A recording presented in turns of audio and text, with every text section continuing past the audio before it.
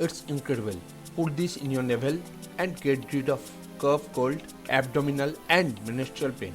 Putting the next ingredient in the belly button to help with cold, flu, cough, abdominal and menstrual pain.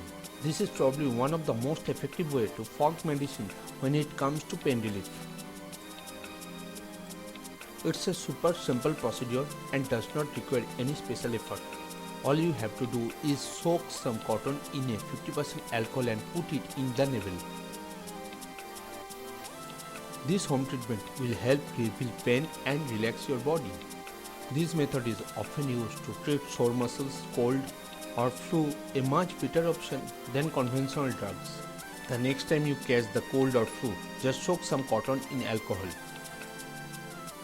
Gently squeeze out the excess and place in the navel. Make sure you do not drop, so use large patches or simply cover it with a cloth or plastic bag. In the same way you use and do relieve menstrual pain. Just lie down and gently press the cotton with their hands.